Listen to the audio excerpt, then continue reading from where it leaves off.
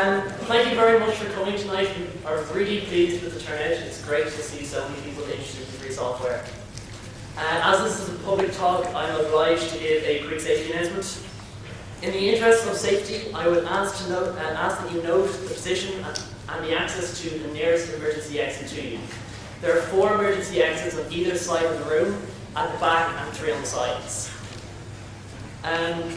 In the event that the fire alarm does go off, please do not delay, do not take any belongings with you, and exit as quickly and quietly from the building as possible under the directions of staff and organisers of the event.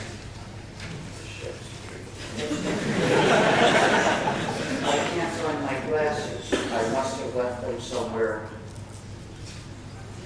And they won't be available. I'm sure they're not anywhere here.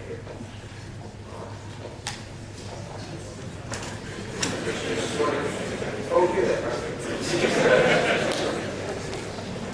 We are really pleased to have Richard Stallman with us. He's an icon of the free software movement. So without any further ado, Richard Stallman.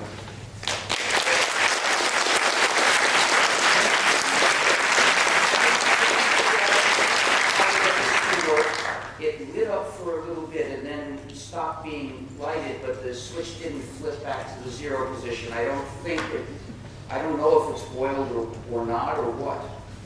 But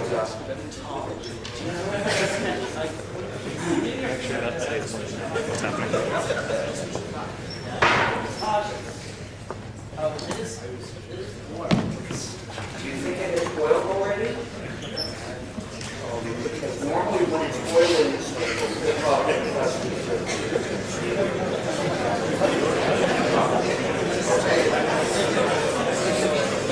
Is there a spoon available to get that stringless tea bag out? Okay.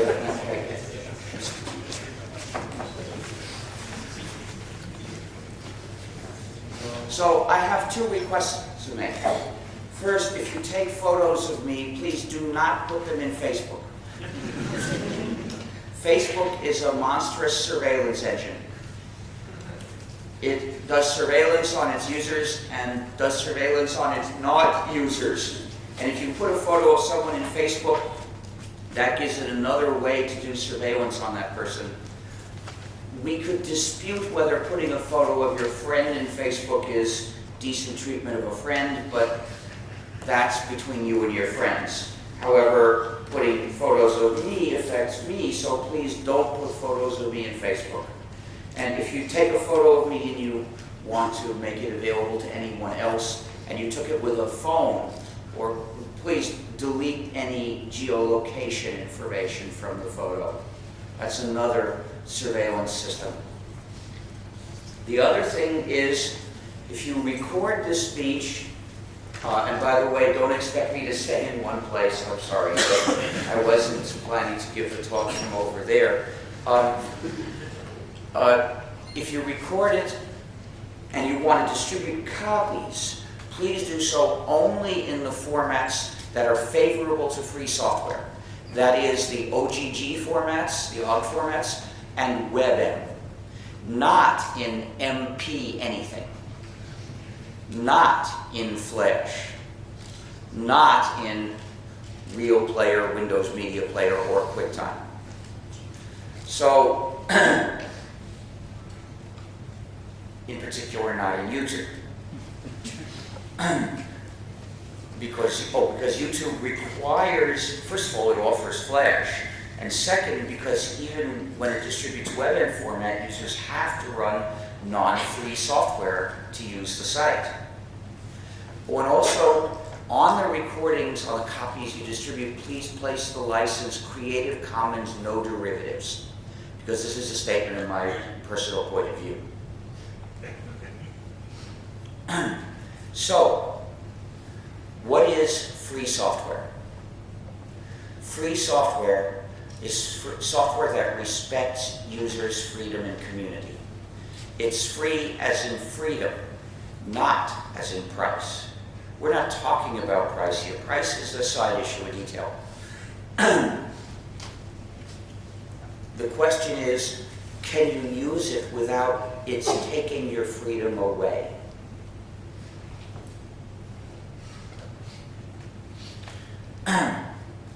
So I have to explain to understand the concept of free software, think of free speech, not free beer.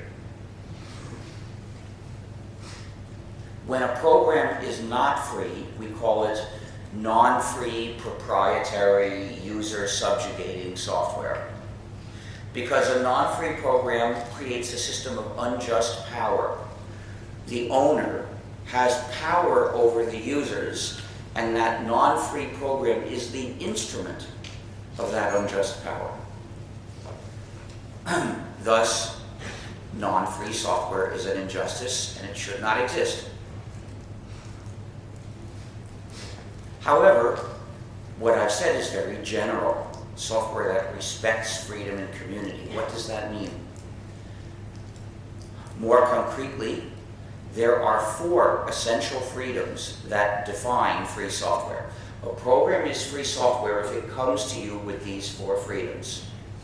Freedom 0. Freedom 0 is the freedom to run the program as you wish. Freedom 1 is the freedom to study the program's source code, the plans that a human can understand, and then change it so that the program does your computing the way you wish. Freedom 2 is the freedom to help others. That's the freedom to redistribute exact copies of the program to others when you wish. And freedom 3 is the freedom to contribute to your community. That's the freedom to distribute copies of your modified versions to others when you wish. If the program comes with these 4 freedoms adequately, then it's free software because the social system of the program's use and distribution is an ethical system, one that respects the user's freedom and community. But if one of these freedoms is missing or insufficient, then the program is proprietary software because it imposes an unethical social system on those who use it. For the freedoms to be adequate, they must apply to all activities in life. But note that these 4 freedoms are not requirements. The point is you're free to do these things when you wish. You're not required to do any of them. Thus, with freedom 0, you're free to run the program as you wish, but it's not compulsory. If you are a masochist, you're free to run the program as you don't wish. And you also have the freedom not to run the program at all. With freedom 1, you're free to study the source code and change it, but that's not compulsory. You can also receive the program and run it and not look at anything. And in fact, that's what we usually do because we're busy. Once in a while, you look at and change some source code. With freedom 2, you're free to make more copies and distribute them to other people, but it's never compulsory. It's up to you whether to distribute copies of the program. So we don't insist or demand that you cooperate with anyone in particular. Rather, we defend your freedom to do so if you wish. And with freedom 3, you're free to distribute copies of your modified versions when you wish. But that's not compulsory. You can make a modified version and use it privately. And you're not required ever to make a copy of it for anyone else. If you don't, then we call it private software, not proprietary. Proprietary software is when somebody else lets you have a copy but restricts you. Private software is when you use it privately. And that's okay. It's free software in a trivial sense. All the 1 users have the 4 freedoms. So it's free software. As you can see, the distinction between free software and proprietary software is not a technical distinction.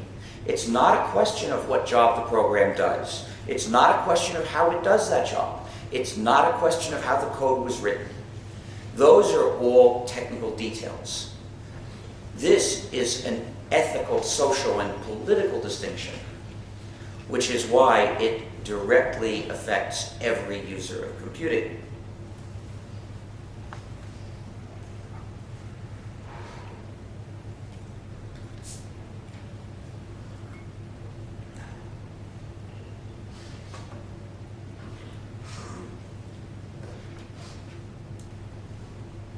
The use in society of a free program is development. Because that free program, well, like any program, embodies knowledge. But when it's a free program, that knowledge is available for the users to study. And then they can maintain, adapt, and extend the program. They can also use that knowledge in other ways. But the use in society of a proprietary program is not development at all because it's dependence. It's a social problem for people to be dependent on whoever controls that program. So when we see it, we should aim to put an end to the use of that proprietary program. Now you will find activities that aim for goals such as digital inclusion or ending the digital divide by teaching people to use Windows. Now this is a misguided activity which does harm rather than good. It's better to get to a good result slowly rather than a bad result quickly. To write a free program is a contribution to society if you make it available. How much of a contribution? That depends on the details, of course. If the program does something very useful and does it well, it's a big contribution. If it does very little and does it badly, it's a small contribution. But if the program is free, at least it makes available to society whatever it has to offer. But developing a proprietary program is no contribution because it's a power grab. It's an attempt to subjugate others. In social terms, that proprietary program is a trap. If it has attractive features, those are the bait. Paradoxically, attractive features don't make a proprietary program better. They make it more harmful, more damaging. So, if you have the choice to write a proprietary program or do nothing, it's better to do nothing, because that way you don't do any harm. To write the proprietary program is to do harm, and you shouldn't do that. Now, in real life, you probably have more than two options. You could probably do something else which is better than either of these two. But if we're just comparing these two, it's better to do nothing. So, the aim of the free software movement is that all programs be free so that all their users can be free. But what makes these four freedoms essential? Why define free software this way? Each freedom has a reason. Freedom 2, the freedom to help others, the freedom to make and distribute exact copies of the program as you got it, is essential on fundamental ethical grounds. So you can live an upright ethical life as a good member of your community. If you use a program without freedom 2, you are in danger of falling into a moral dilemma. At any moment, whenever your good friend says, "That program looks neat, could I have a copy?" In that moment, you will face a choice between two evils. One evil is to give your friend a copy and violate the license of the program. The other evil is to refuse your friend a copy and carry out the license of the program. If you are in this dilemma, you ought to choose the lesser evil, which is to give your friend a copy and violate the license of the program. Why is this the lesser evil?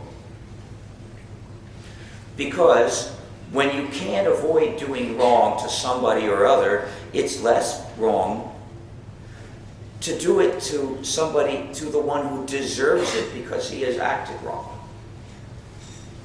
We can assume that your good friend is a good member of your community and normally deserves your cooperation. That's the usual case. But the developer of this proprietary program has deliberately attacked the social solidarity of your community. And that's very bad. So, if you are stuck with doing wrong to your good friend or the developer, do it to the developer.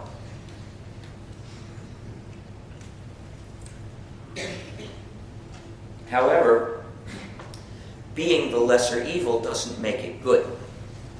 It's never good to make an agreement and break it. Not even an inherently evil agreement like this one. When the agreement is evil, it's worse to keep it than to break it. But still, breaking it is not good. It's only the lesser evil. And if you give your good friend a copy of this program, what will she have? She will have an unauthorized copy of a proprietary program. And that's a rather nasty thing. Almost as nasty as an authorized copy of the same program.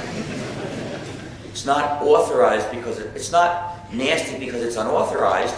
It's nasty because it's proprietary. So when you have fully understood this dilemma, what should you do? You should make sure you never fall into it. I know of two ways to avoid it. One is, don't have any good friends. That's what the proprietary developers have in mind for us. Instead of friends, you can have Facebook friends.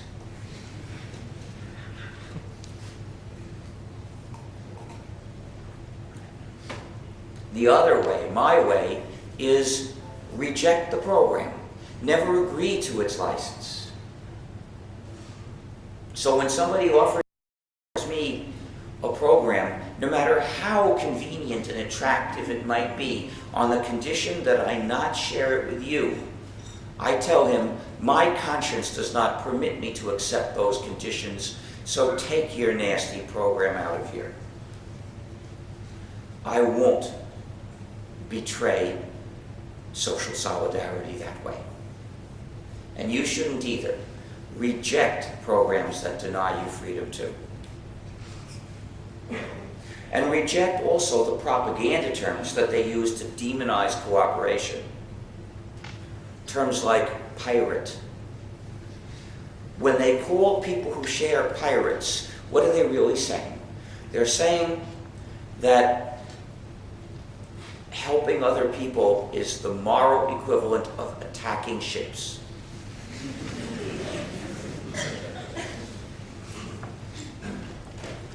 Morally speaking, you can't get more wrong than that, because attacking ships is very bad, but sharing is good. Sharing is good. So let's not call these two things by the same name.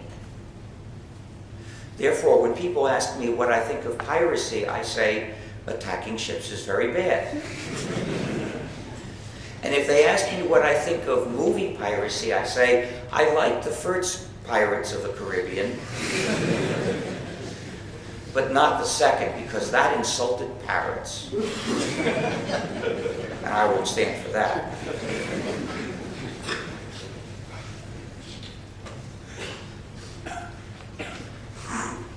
So that's the reason for freedom 2, the freedom to make and distribute exact copies of the program when you wish. Freedom 0, the freedom to run the program as you wish, is essential for a different reason, so you can have control of your computing. There are many proprietary programs that don't even give people freedom 0. Their licenses restrict even the use of the authorized copies. For instance, there is, or at least was, a proprietary program for managing websites whose license forbids using it to publish anything that criticizes its developer. In this case, Proprietary software literally denies the user's freedom of speech. Clearly, if you can't even freely use the copy you're supposed to use, you don't control your computing. Freedom zero is essential, but it's not enough, because that's the freedom to either do or not do whatever the code is already set up to be able to do. Which means that the developer still controls your computing, not through the license if you have freedom zero, but rather through the code itself, by making the program so it will do this and won't do that. So, in order to have control of your computing, you need also freedom one, the freedom to study the source code and change it so the program does your computing the way you wish. That way you decide and not him. Now, freedom one includes the freedom to be able to install and run that executable in your computer if there's any way to install software in it. It's not unusual nowadays that computers are designed as tyrants so that they will only run software signed by the manufacturer or some other company it works with, so they can change the software, but you can't. Well, that executable, which they have restricted you from changing, that is not free software.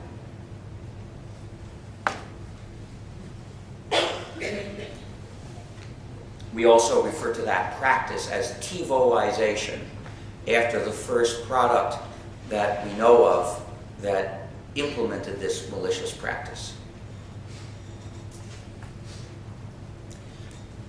So,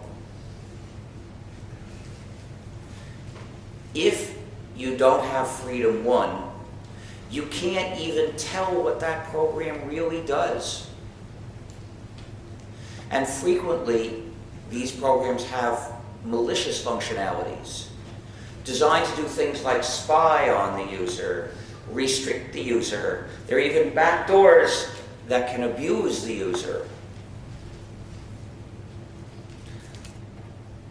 Life has many rare dangers. You might get robbed tonight. You might get hit by a falling meteorite tonight, but it's very unlikely. This is not one of those rare dangers. For people that use proprietary software, being the victims of proprietary malware is the usual case. Almost all of them are running proprietary malware. Let me prove it with a list of examples. One proprietary package in which people have found all three kinds of malicious functionality that you may have heard of is called Microsoft Windows. Now I'm talking about specific known surveillance features, specific digital handcuffs. Those are the features that intentionally are designed to stop users from doing particular things it would be natural to let them do, that they'd want to do. It could be implemented. The only reason the program won't do it is somebody doesn't want to let them do it.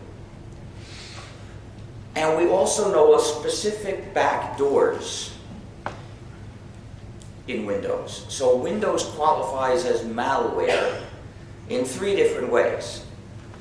And one of those backdoors is a universal backdoor. That is, Microsoft can forcibly impose software changes, any software changes. Not just in Windows, but anything. Microsoft can impose remotely without asking permission of the nominal owner of the computer.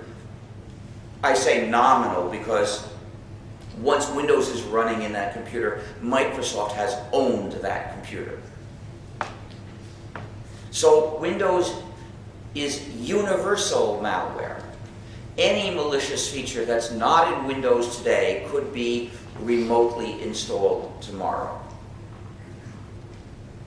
But Windows is not alone in being malware. The Macintosh system is malware too, because it has digital handcuffs.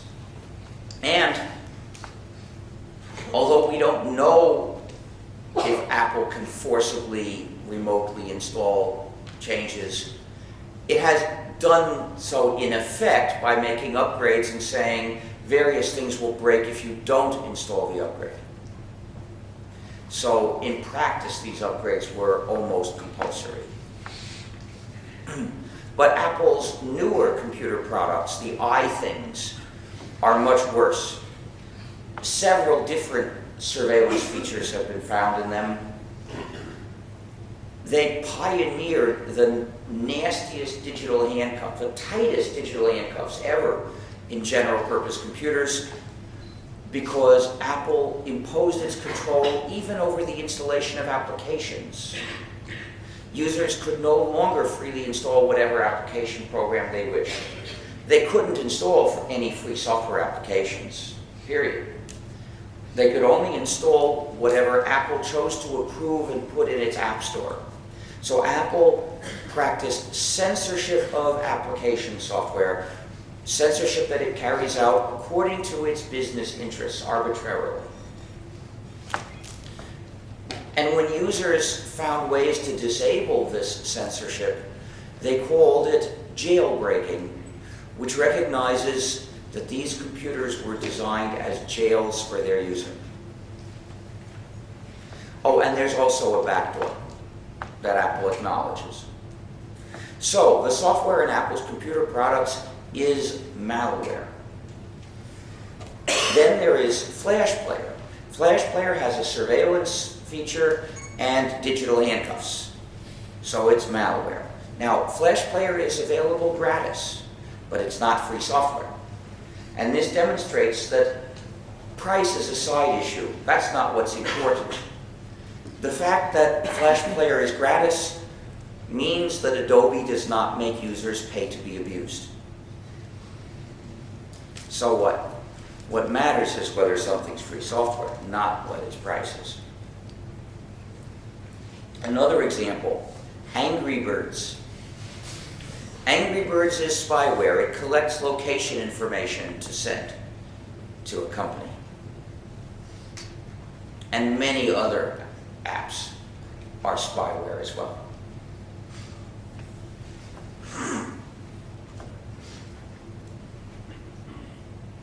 Then, another example is the PlayStation 3. Now, the PlayStation 3 implements a kind of censorship which is what Apple imitated. It was done first in game consoles, and Apple then extended it to general purpose computers. So, somebody found a way to jailbreak the machine, and Sony sent the police after him. So, that's why we call for a boycott of Sony. It looks like we don't have any boycott Sony stickers here. But look at boycottsony.org. Then there's the Amazon swindle, a so-called e-reader that swindles readers out of the traditional freedoms of readers of books, like the freedom to get a book anonymously by paying cash. I did that today. In fact, that's the only way I buy books.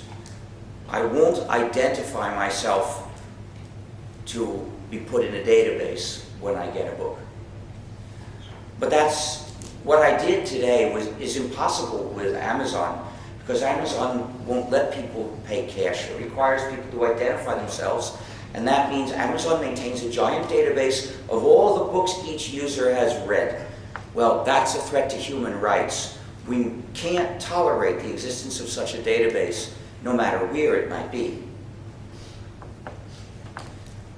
Then there's the freedom to give a book to somebody else after you read it, or lend it to various people, or sell it to a used bookstore where I might buy it. But those are blocked with the swindle by digital handcuffs. These are also known as DRM, Digital Restrictions Management. These features designed to restrict users. And in addition, by contracts, end-user license agreements that Amazon puts on the books, saying that the users can't really own a book. They can only get a license to read one under Amazon's choice of conditions. And then there's the freedom to keep a book as long as you wish. Amazon abolishes that freedom with a back door. We know about the back door by observation. In 2009, Amazon deleted thousands of copies of a particular book. Copies which, until that day, were authorized. The users had got those copies from Amazon in the usual way, and then one day Amazon decided to wipe them all. An Orwellian act. And what was the book? It was 1984 by George Orwell. A book that describes a totalitarian state whose crimes begin with destroying all the books it doesn't like.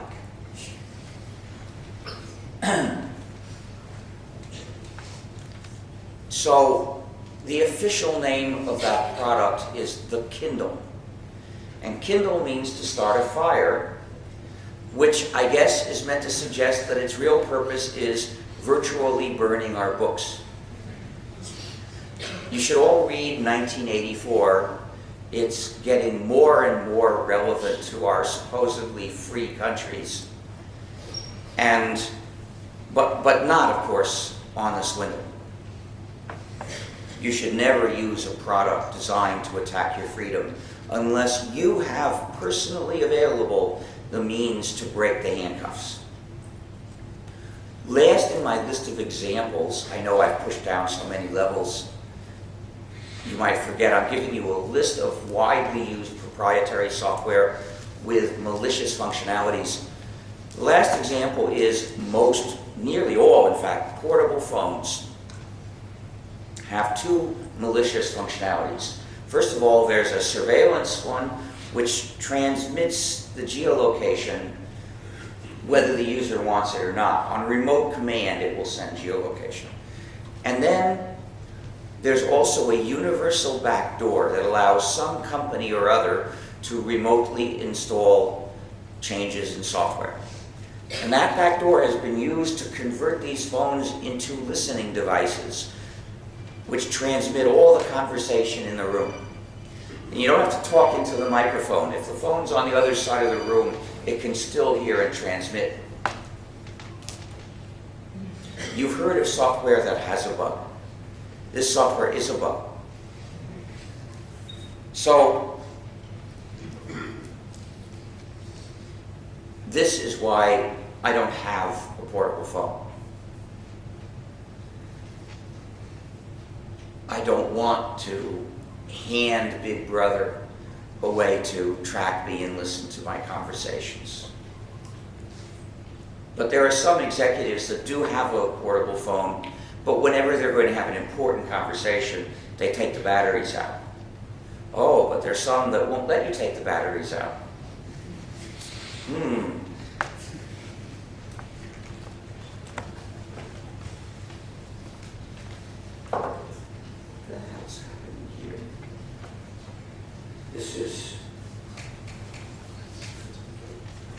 It's plugged in, but there's no power.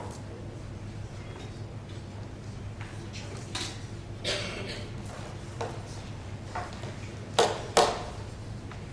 you go or use the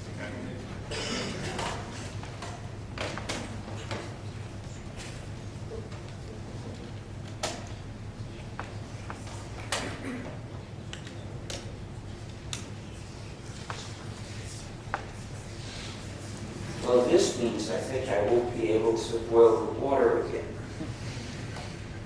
I suppose. Yeah, it's off completely. Strange.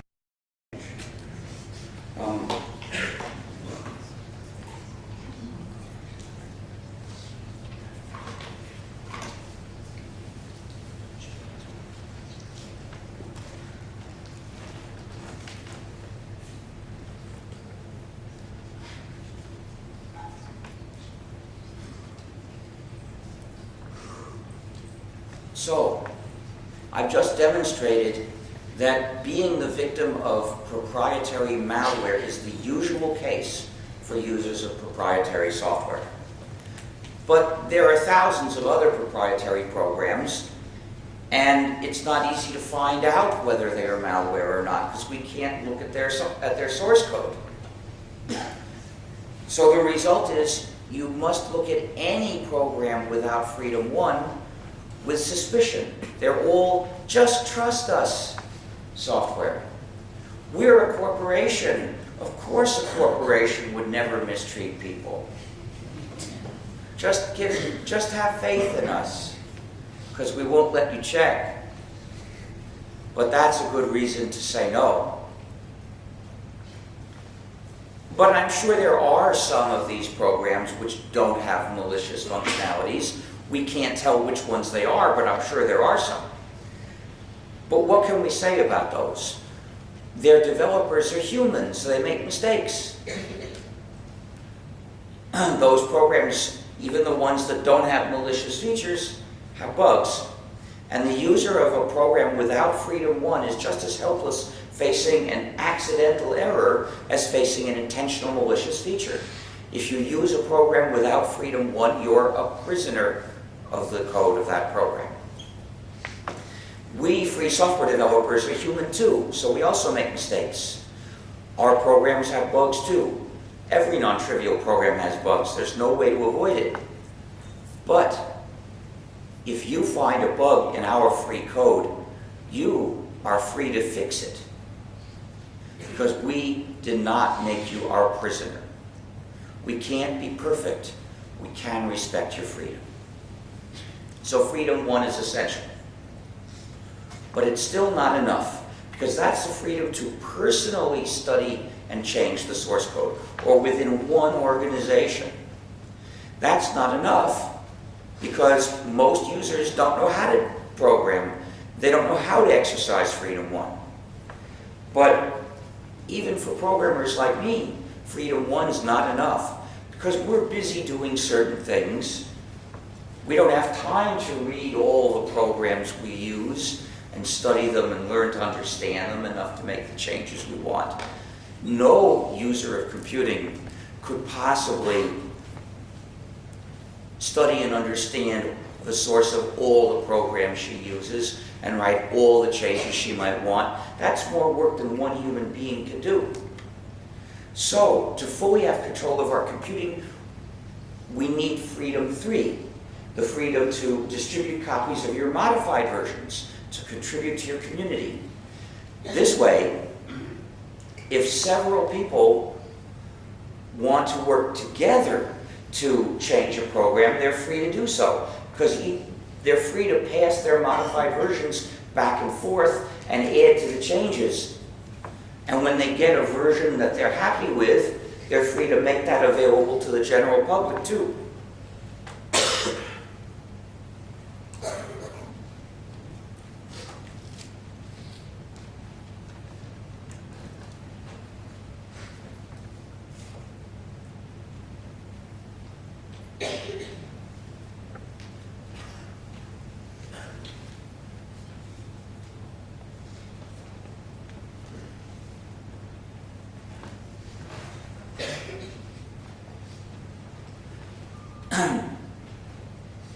So that way, by working together, we can collectively exercise control over what the program does.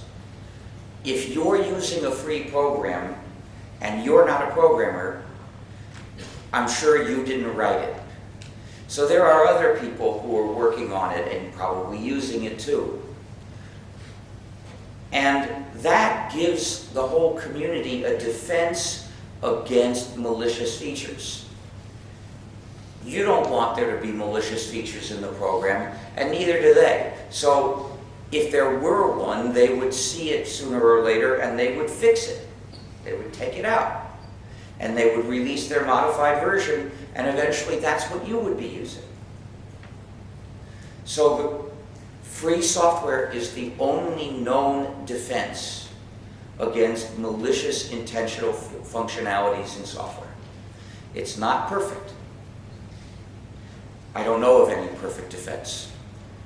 But it's a lot better than no defense at all, and that's what you've got with proprietary software.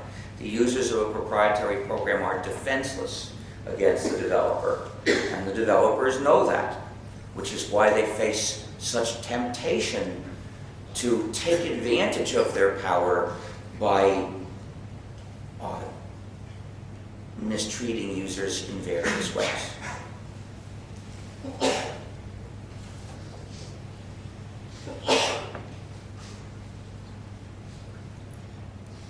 Thus, I've shown why these 4 freedoms are essential.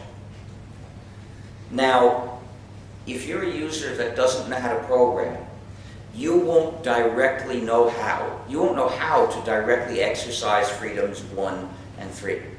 You can use freedom 0 to run the program as you wish. You can exercise freedom 2 to distribute exact copies, because you don't need to know how to program to do those things. But freedoms 1 and 3 to change the program and then perhaps distribute copies of that, you won't know how to do it. But you can take advantage of those freedoms indirectly. If you want the program changed, you can convince somebody else to do it. Now, maybe your cousin is a programmer and will change it for you. But if you don't have such luck, you can pay a programmer to write it, the change you want. Which programmer? Whichever programmer wants to do the job, and you choose. It's a free market. Support for free software is a free market. And it's easy to enter. There are no barriers to entering this market. Anyone who has skill in programming and wants to study a certain program and master it can then offer the service of making changes in that program for people. By contrast, support for a proprietary program is typically a monopoly. Only the developer or owner has the source code for the program, so only that can make any changes. So, if you ever did want to change, you'd be at a big disadvantage. Some developers even say, pay us and we'll listen to your complaint. And if the user pays, the developer says, thank you so much. In 6 months there will be an upgrade. Buy the upgrade and you'll see what we did about your problem, and you'll see what new problems we have to offer you.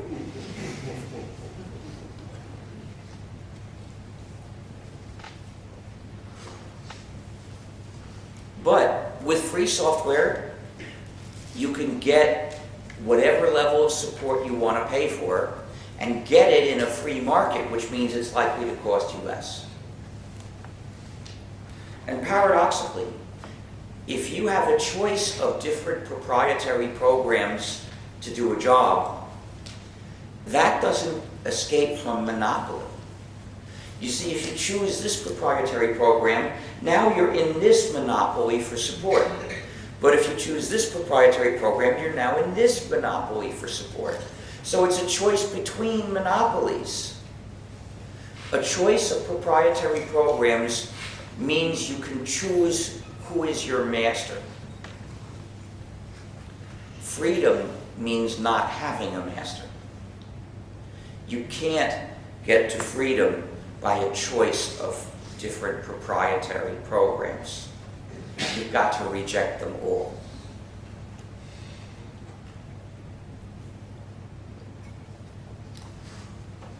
And the 4 freedoms together give us democracy.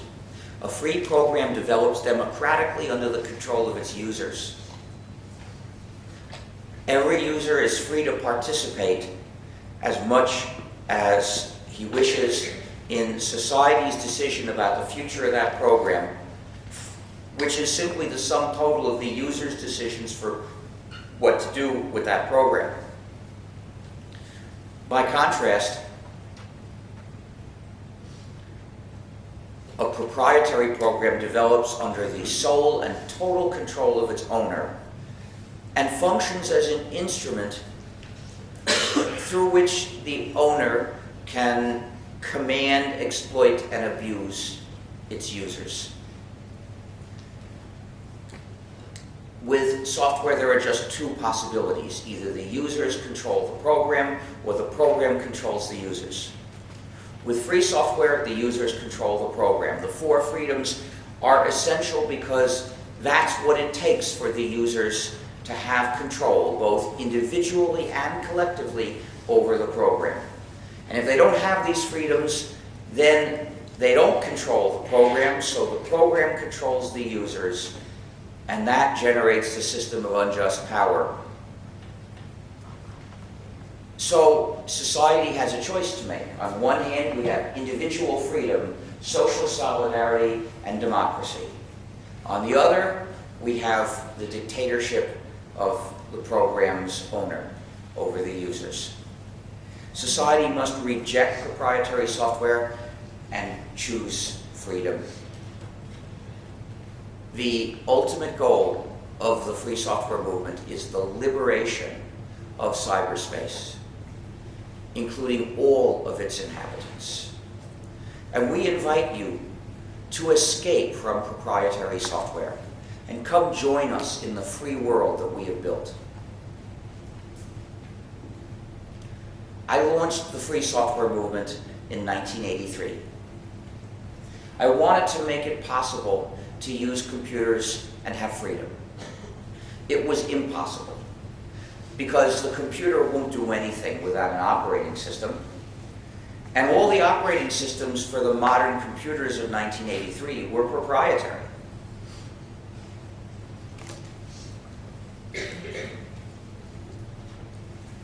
So if you bought, for instance, a PC, in order to make it any good, you had to have a non-free operating system installed, and there went your freedom. So how could I change that? I was one man with not much fame outside of the users of the editor Emacs, and not much money, and few people agreed with me, so it didn't look like I could achieve much through a classical political movement, you know, protesting in the street and sending letters to officials. And I had no experience doing that either. I was not a political organizer, I was an operating system developer. But as an operating system developer, that meant there was another way I could achieve the goal. All I had to do was write an operating system. Then, being the author, I could legally make it free software. And then, everyone would be able to use computers in freedom by running my system. In other words, I had the possibility of enabling people to escape from proprietary software, from the injustice of proprietary software, by technical work in my own field. I was aware of the injustice of proprietary software, which most people didn't recognize as an injustice. I had the skills necessary to try to rescue them from this injustice, and it looked like nobody would do it if not me. That meant I had been elected by circumstances to do this job. It was my duty. It's as if you see somebody drowning and you know how to swim and there's no one else around and it's not Bush.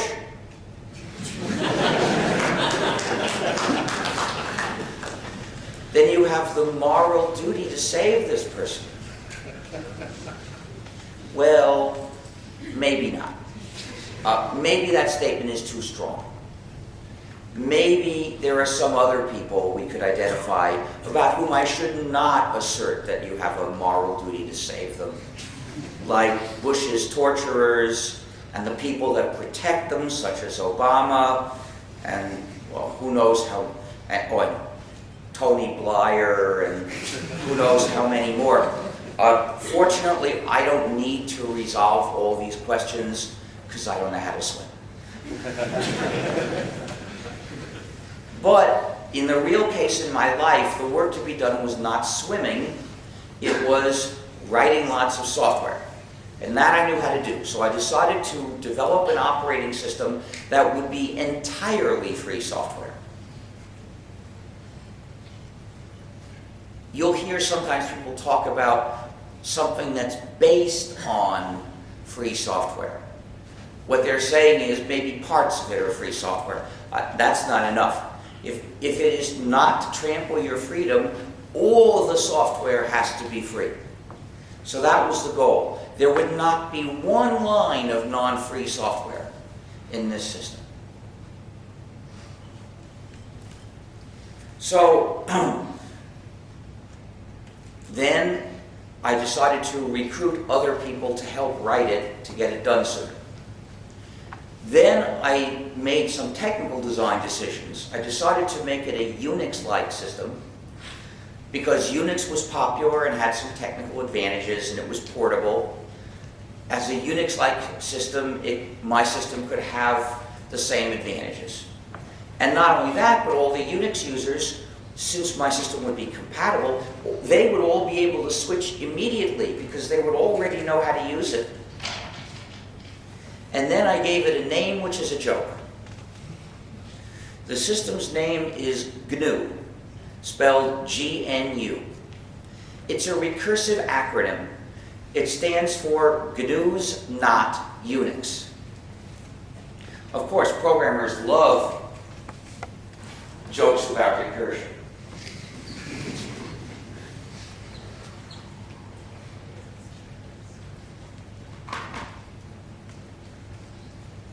But in order to be a joke, it needs another meaning. Why GNU and not ANU, FNU, SNU, UNU? Because they're not words. You see, I could give it one meaning, but it has to have another already in order to be funny. Well, GNU is a word. GNU is the name of this animal that lives in Africa. This is an adorable GNU.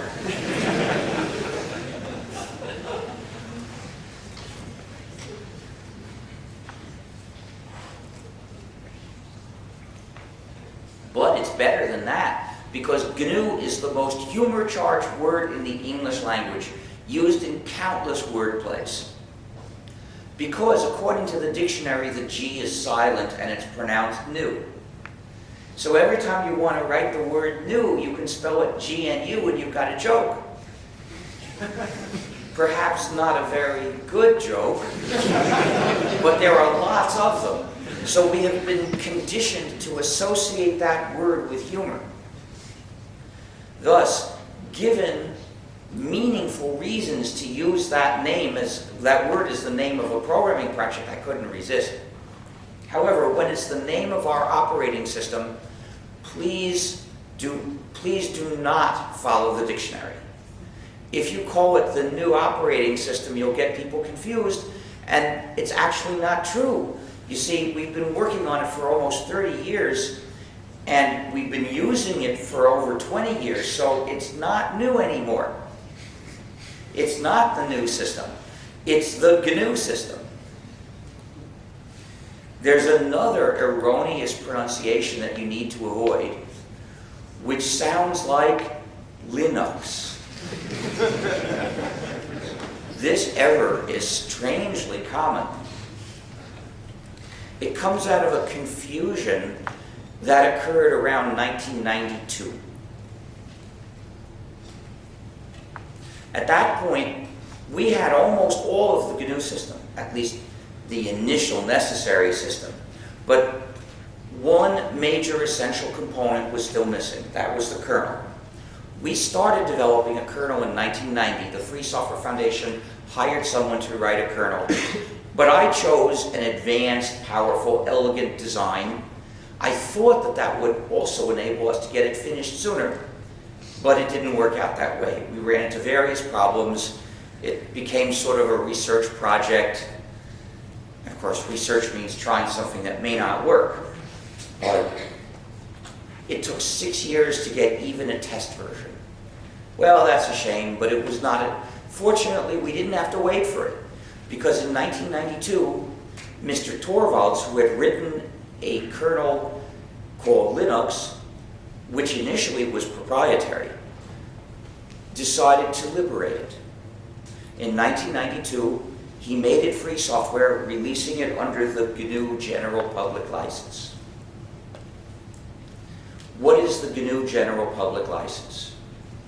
Well, under today's copyright law, any program that you write is automatically copyrighted, and by default, users are not allowed to copy it or redistribute it or change it, and in many countries not even to run it, which means by default it's non-free. So how do you make it free? The only way to do that is with a formal declaration from the copyright holders giving users the 4 freedoms. And that declaration is called a free software license.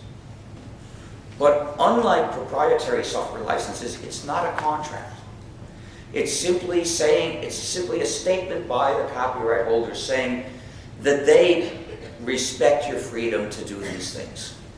There are many ways to write a free software license. The GNU General Public License is one of them. It's the one that I wrote to use for most GNU packages. But there are a few exceptions for which we use other licenses.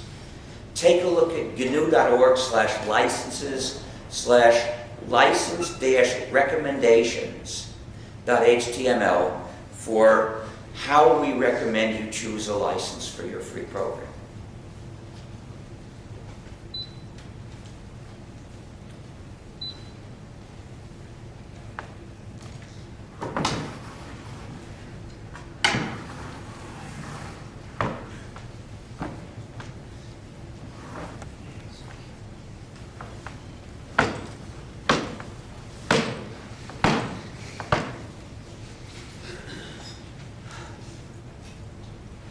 So you'll find people who think mistakenly that being free software means being under the GNU GPL. It's not true. But usually that's the best license to use because it's a copyleft license. Copyleft means that when the license gives you freedoms 2 and 3 to redistribute without or with changes, there is a condition. And the condition is you must pass all 4 freedoms along to the next person, to the people who get copies from you. So copyleft tells the middleman that he's not allowed to strip off the freedom and pass the code along to you as proprietary software. Copyleft says the freedoms must go with every copy of every version. I developed copyleft because I want all the users to get freedom. That's the purpose of writing our software. I didn't write GCC and gnu+linux just so that a lot of people would use my code. I wrote it so that a lot of people would have freedom. And to make sure that all the users actually got the freedom, I had to design copyleft and write a copyleft license. But there are also free licenses without copyleft. These licenses permit proprietary versions of the code. So they're not as strong in defending people's freedom, but they do respect freedom, and that's why they're free software licenses. So basically, the most important criterion is for a license to be free, it has to respect users' freedom.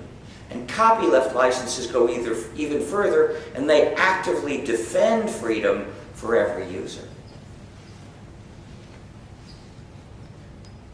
In any case, when Torvalds released Linux under the GNU GPL in 1992, it became free software. So the combination of the GNU system, which was almost complete, and Linux was a complete free system, which was basically a variant of GNU. And it contained Linux. So the sensible name for this would be the GNU/Linux system. But the people who combined Linux with GNU were not us. They were people who were focusing their attention on this one component, Linux. And this led them into a misnomer.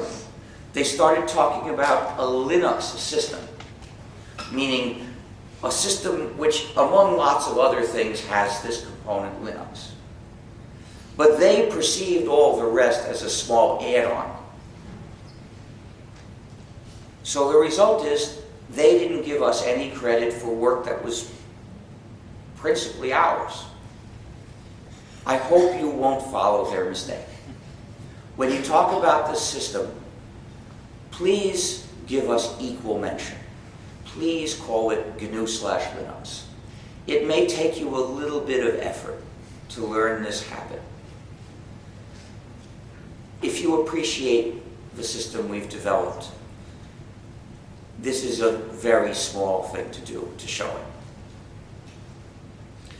And it helps us now, because our fight for freedom is not over. We haven't won yet. Most people are still using proprietary systems, and even the people who are using free systems are mostly still using proprietary applications and proprietary drivers. We have a long way to go to liberate cyberspace. And we still do the best we can, and our efforts will have more results if you have shown people what we already did. You see, when people think that this system is Linux, they tend to think that it was developed by Mr. Torvalds, and that it comes from his views and ideas. And what are they? Well, as it happens, Torvalds never agreed with the free software movement. He doesn't believe that you deserve freedom in your use of computing. He doesn't believe he deserves freedom in his use of computing. He doesn't care. So he's entitled to his views. He's entitled to talk about and promote his views. He's not entitled to cite our tremendous labor that we did for the sake of freedom as if it were his work in arguing against our views that motivated our work. But that's exactly what happens when people think the system is Linux.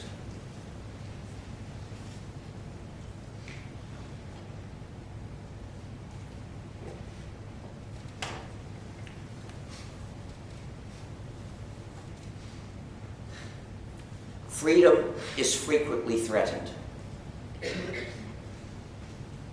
To keep your freedom, you have to defend it. That's true in all areas of life. And we've seen it for a long time. Computing is a rather new area of life. It's less than 20 years that most people in a few advanced countries started using computers. That's not much time to have a debate about what are the human rights that you deserve, that a person deserves in using a program.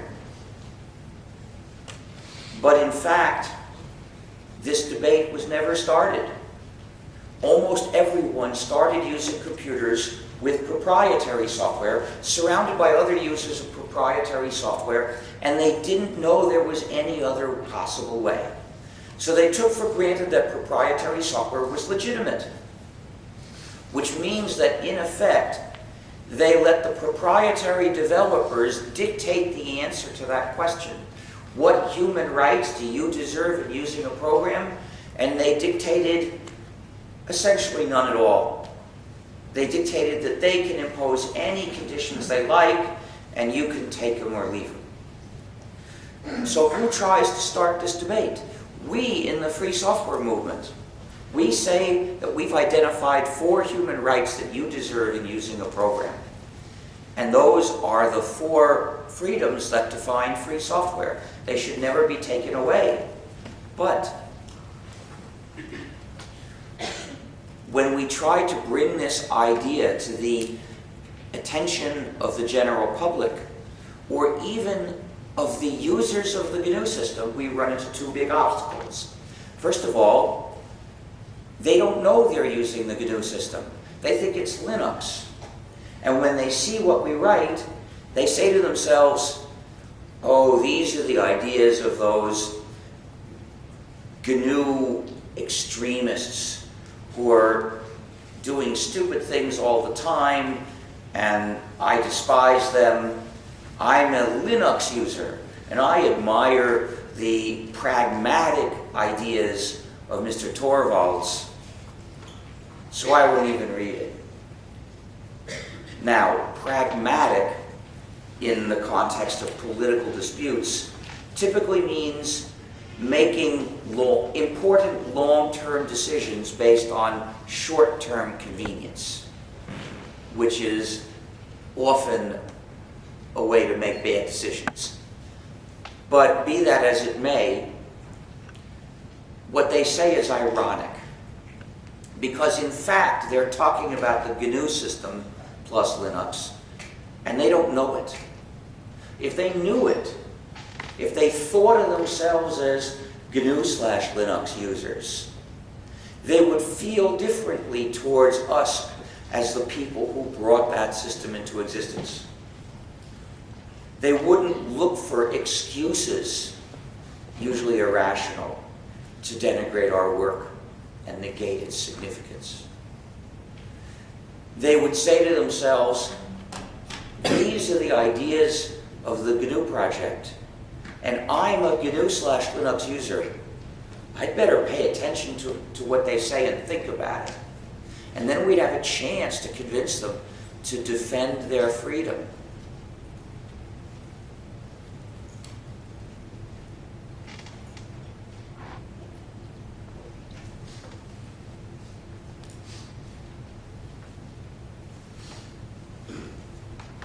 But there's another obstacle. Most discussion you will see about the GNU system and free software doesn't say free software any more than it says GNU system. The people who disagree with us coined another term in 1998, the term, quote, open source, unquote. They wanted to avoid using the word free, both because people might think it means gratis, and because people might think of freedom. And they didn't want people to think of either of those. They wanted to hush up and bury the ethical issue.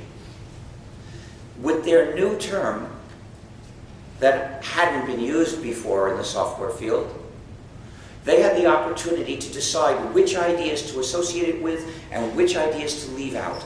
They left out the entire ethical level of the issue, and they presented a different discourse based solely on practical convenience values. We say, if you want freedom, you need to reject proprietary software that would take it away. They say, if you use open source software, it's likely to be more powerful and reliable. We say, if you're going to develop and release a program, it is ethically incumbent on you to respect the user's freedom by releasing it as free software. They say, if you develop a program, it's in your interest to let the users change and redistribute it because they'll make the code quality better. So, at the level of philosophy, the difference is a gulf. For us, freedom and community. For them, code quality are the most important values. It's not an accident that in practice the work we do is basically the same. There can be a project with free software activists and open source supporters working together because the work is the same either way. But that doesn't mean that it makes no difference what your philosophy is. If you say open source, you're promoting the open source ideas. If you say free software, and maybe say Libre software to help show that it's a matter of freedom, then you're raising these ethical issues in a campaign that's going to last for decades. Job one is making sure you don't forget the goal. That's what the Free Software Foundation focuses on, keeping the community aware of the goal, because it's so easy to forget and get distracted by other less important goals and forget about freedom entirely. And that's what the open source supporters are trying to make happen.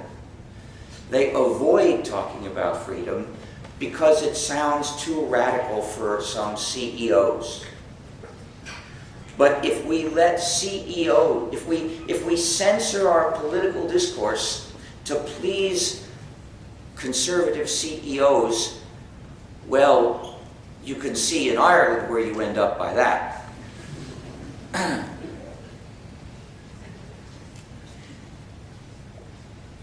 So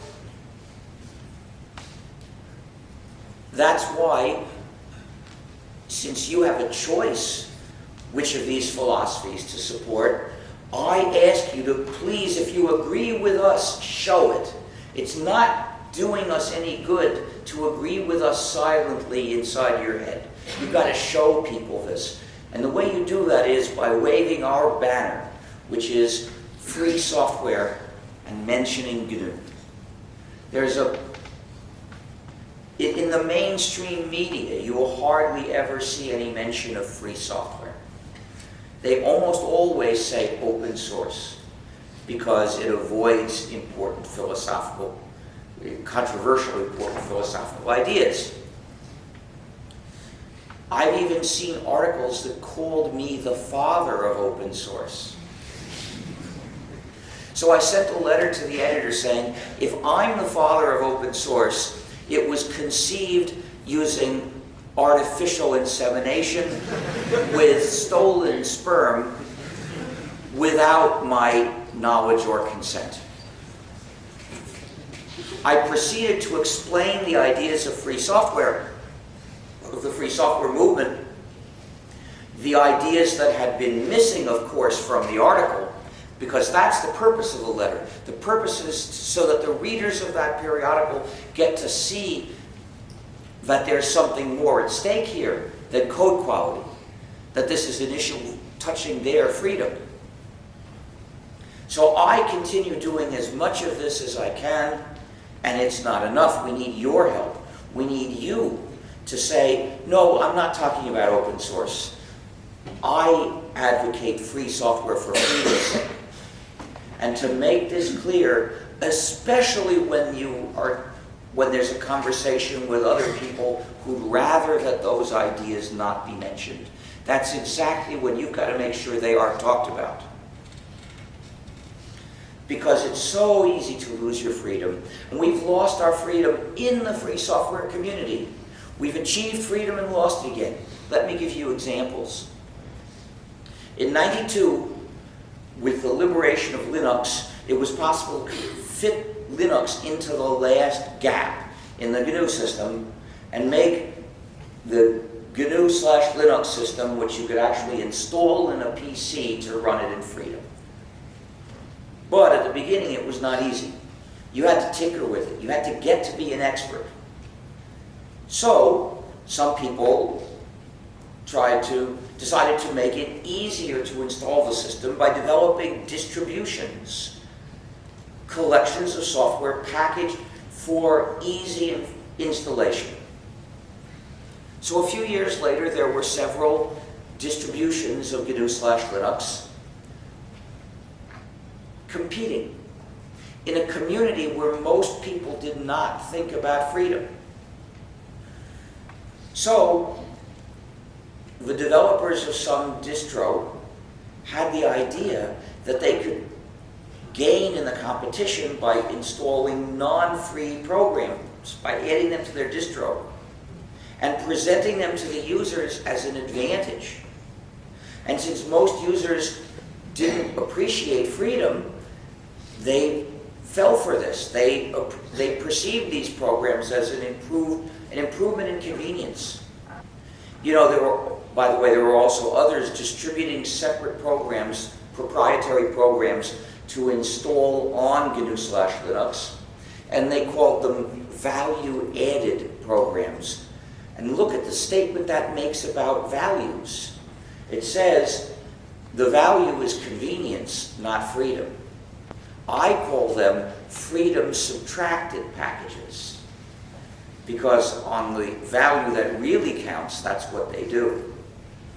In any case, those distros that had non-free software gained popularity, so the developers of other distros felt that they were under pressure to install non-free, to add non-free programs too, and get rid of the disadvantage that they were at. So, over the next few years they did this. 10 years ago, when people asked me, where can I, well, this system sounds good, where can I get it? I had to say, I don't know any place I could recommend to you. There are dozens of distros, and all of them promote non-free software, so I can't recommend them. In other words, we had reached freedom and we had fallen back because most of our community didn't appreciate freedom as such. Those of us who did, those of us who wanted to go with a path towards freedom, we were too few. We didn't have enough influence to lead the community with us. Well, I'm happy to say that today there are completely free distros of gnu/linux. For instance, there is Ututo, U-T-U-T-O. And there is, well, which is named, by the way, after a lizard that lives in a part of Argentina. And there is BLAG, which stands for BLAG, Linux, and GNU. And there is gnu+sense. It's written gnu+sense. But this name is also a joke because it sounds like my job title. As the head of the GNU project, I am the chief gnu+sense. But spelled differently. And there is Triskel, there is Dragora, there is Parabola, and there are a few more. The list is in gnu.org/distros. But as I'm sure you can see, these are not the well-known successful distros. Those continue promoting non-free software.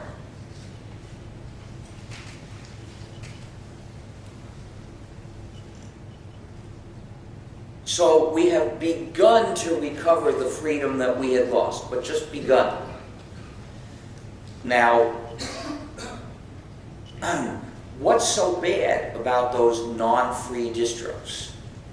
Well, if you install those, you're likely to be running some non-free software, although you don't know it, which means you didn't get all the way to freedom. Still, it's better than running Windows or an Apple operating system. But the big problem that they cause is that they teach people the wrong idea of the goal. For instance, if you look at the statements that accompany Ubuntu gnu/linux, you'll see that they don't talk about freedom as a goal. They say that the goal is the best possible user experience, and nothing beyond that.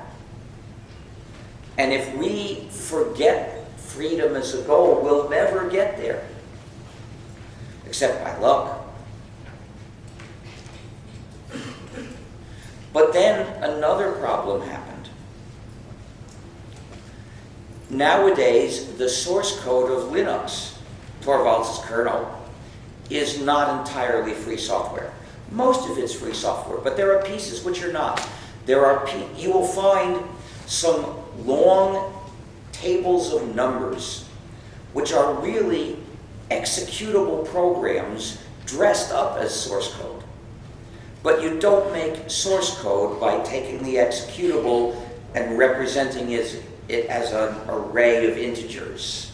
That's not the source code. The real source code of those programs is not available.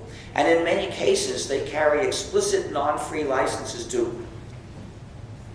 So those programs are not free. What are they doing in Linux? Well, those are firmware programs. They're necessary to make certain peripherals run. So Torvalds decided to put them into Linux to support those peripherals. The fact that this meant Linux was not free software anymore wasn't important to him because that issue was never important to him. For a while, he distributed Linux as proprietary software, and then he decided to make it free, but not because he believed that that was an ethical responsibility. He had some other reasons. And then later he started putting in non-free pieces. And later we found out about this, and we realized we couldn't distribute or recommend his program. So we found ways to delete these blobs and release what we call Linux Libre. In other words, free Linux. So fortunately, it's not much work because we have scripts that find the blobs and delete them. So every time Torvalds releases a new version of vanilla Linux, we run the script and we release a new version of Linux Libre. So that deals with the problem of having a kernel that's free software. However, it doesn't address the underlying problem. The fact is, those peripherals can't be used in the free world. As long as that's the case, there are two possible reactions. Acknowledge the problem or pretend it's not there. We acknowledge the problem. We distribute a free kernel which doesn't handle those peripherals. So we show you, you can't use those peripherals in the free world. Torvalds disguises the problem by putting in non-free software so that people think that those peripherals are fine. They don't realize they've left the free world. Of course, what we really want is to fix the underlying problem. There are two ways to do that. Either convince a company to release this software as free software, or another solution. Actually, there are three. Another is if the firmware is buried inside some hardware and it's not installed in your system, it might as well be a circuit. The third solution is, through reverse engineering, figure out how to run that hardware and develop a free replacement for the blob. If you want to make a technical contribution to the free software community, and you want it to be a big, important contribution, do reverse engineering. Figure out how to run this hardware. It's unconscionable for companies to sell hardware products and refuse to tell the purchasers how to use that hardware. We shouldn't tolerate it. It shouldn't be legal. But it's a widespread practice. So we need to do this reverse engineering. I suggest that this university and others organize classes in reverse engineering. What I have in mind is a project class where the students would divide into groups of 5 or so, and they would tackle some reverse engineering project, and at the end publish what they found.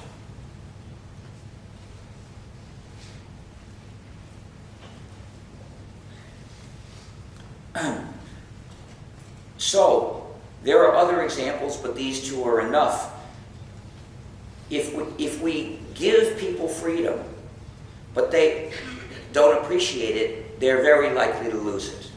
So if we want to establish lasting freedom, it's not enough just to make lots of free software and hand it to people and let them lose it. We have to teach them to appreciate freedom so that they'll hold on to it. So the crucial job to be done is to to teach people to appreciate freedom. Of course, we have to develop free software also. But there are fewer people teaching people about freedom than there are writing free software. This is where the real scarcity is. So if you want to help the movement in the place we need it most, do what I'm doing now. Start speaking and writing about free software and freedom. Today, most users of computing run non-free programs that they don't even know are getting into their computer. Many web pages come with non-free software written in JavaScript, which gets installed silently into the browser and then run. And some of it's malicious.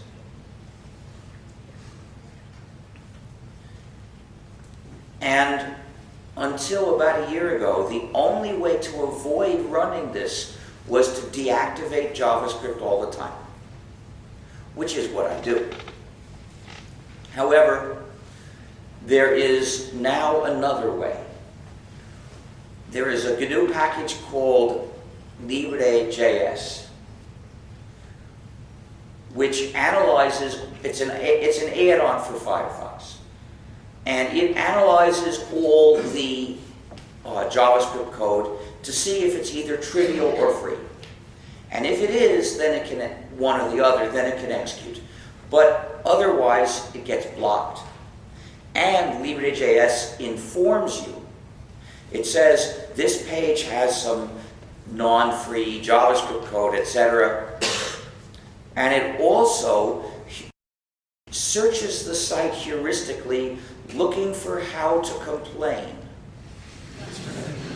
The point is, we need to send a lot of complaints. So, to encourage people to complain, we're trying to make it easy. And we need to make it even easier. If you would like to help in the development of Libre.js, please volunteer. In addition, we're developing a modified version of Firefox called IceCat, whose purpose is protecting users' privacy from many different forms of internet surveillance. And again, we would like people's help in that project too. But to be of real help, you've got to be prepared to implement some features by yourself. If you need to have your hand held, you would cost more time than you would contribute, but we can't do that. But if you're willing to learn the code and start implementing some features we need, that would be really good. Now, the ultimate reason why free software is important is so that users individually and collectively control their computing. But nowadays, there's another way to lose the control of your computing. And that is if you let somebody else's server do it. That's a practice known as software as a service, or SaaS, which is why we say, don't SaaS me.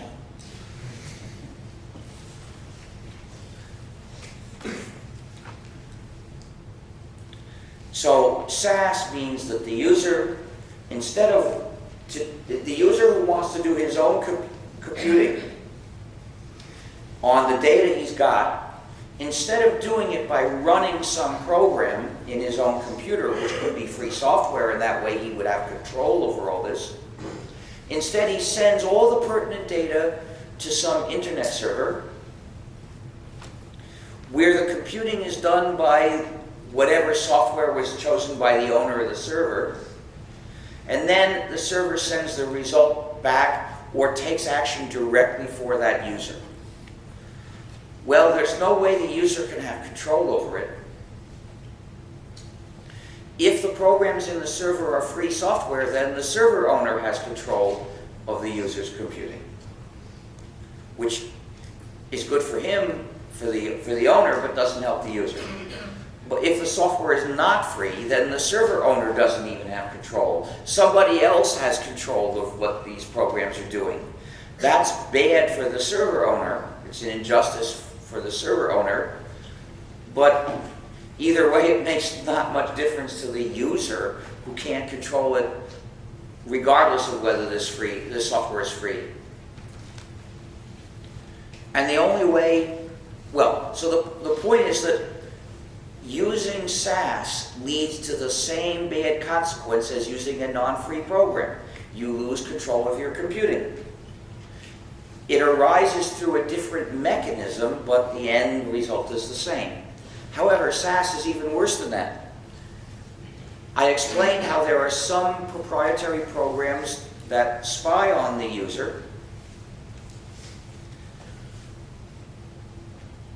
Well, that is, they send data about the user's activities to some server. Well, SAS requires the user to send all the pertinent data to some server. The result is the same. The server has that data, and who knows what it's going to do with that data. Well, actually, in some cases, we know. If it's a US company, it will hand over all that data to Big Brother without even a court order, because there's a US law that they call the Patriot Act. I call it the Pat Riot Act because it's an acronym. You can split it up into words any way you like. And there's nothing less patriotic in a country founded in the name of freedom than this law. But it's there. So the FBI goes to some employee and says, you must give us all this data. You can't tell your boss or anyone. Although someone won a court victory, they're allowed to tell the company's lawyer and no one else. But then that's not all. All the data going in and out of the US is subject to Bush's total surveillance program, which he started illegally, and then when that became a scandal, he got a law to legalize it. That's how much our Congress cares about human rights.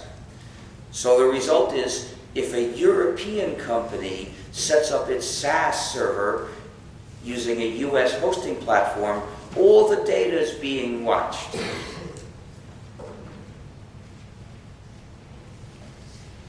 The European Union is reconsidering its data protection system now. Well, they need to say basically that European entities can't use US platforms for their operations on personal data that they have to protect.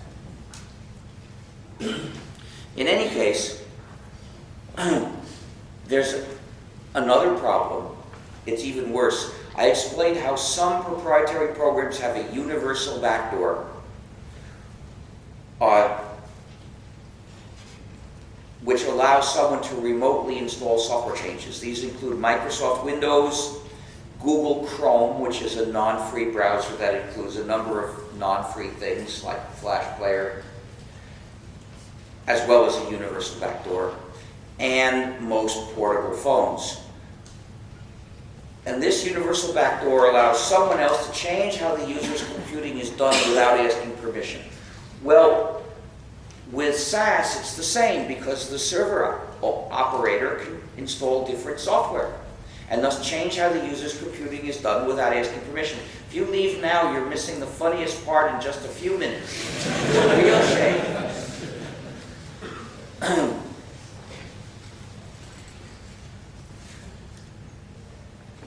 So, using SAS is inherently equivalent to using a proprietary program with surveillance features and a universal backdoor. You must reject it. Fortunately, this is rather rare. If we look at all the world's web servers, most of them just present somebody's information that you can look at. Looking at this information is not doing your own computing, so the issue doesn't arise. The SAS issue doesn't arise. If we look at the the servers that offer some non-trivial service. Most of these services are publication and communication. They raise various issues, but they're not a matter of doing your own computing, so the SAS issue doesn't arise. But there are some where they do computing that's yours. For instance, translation services. Those are SAS. You've got to say no to them.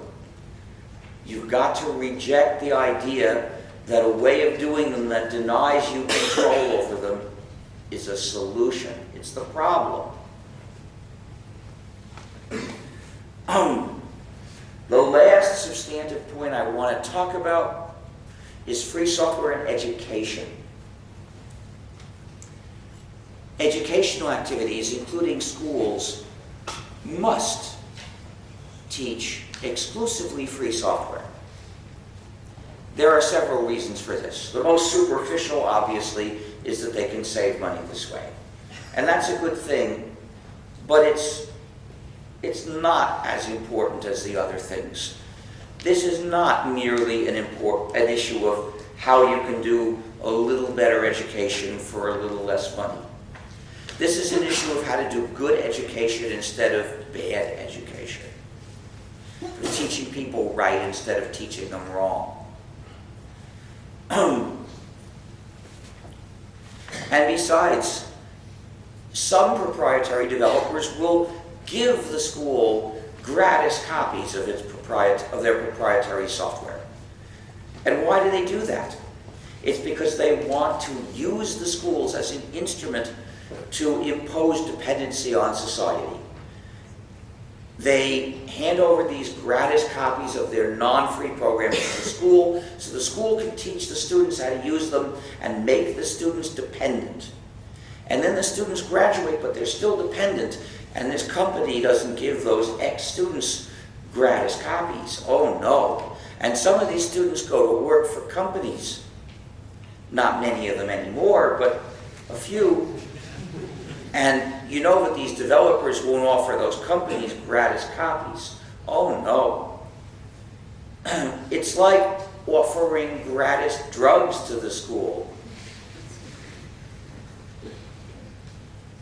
The first dose is gratis. Once you're dependent, then you have to pay.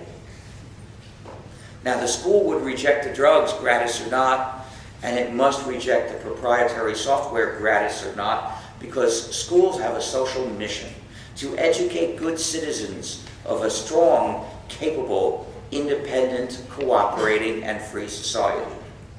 In the computing field, that means to graduate people who are accustomed to free software and ready to participate in a free digital society. To teach the use of a proprietary program is teaching dependence, which is contrary to the school's mission. They must never do that. But there is a deeper reason. For the education of the best programmers, the people who are natural-born programmers, at the age of 10 to 13, typically, they become fascinated with computing. If they use a program, they want to know, how does it work? How do you do this? But when they ask the teacher, how do you do this? If it's proprietary, the teacher could only say, I'm sorry, we can't find out, it's a secret. And thus, education cannot begin. Every program embodies knowledge. If it's proprietary, that knowledge is secret. It's knowledge denied to the students. A proprietary program is the enemy of the spirit of education, so it must not be tolerated in a school. Schools must show their support for the spirit of education. However, if the program is free, the teacher can explain whatever he knows and then say, here's the source code, read it and you'll understand everything. And that kid will read it out of fascination. And the teacher can say, if there's any point you can't figure out alone, show it to me and we can figure it out together. And that gives our natural-born programmer the chance to learn a vital lesson. That code is not clear. That's how you should not write it. How do you develop from a natural born programmer to a good programmer? You have to learn all the various things that you shouldn't do because they won't be clear to other people or to you yourself in 5 years.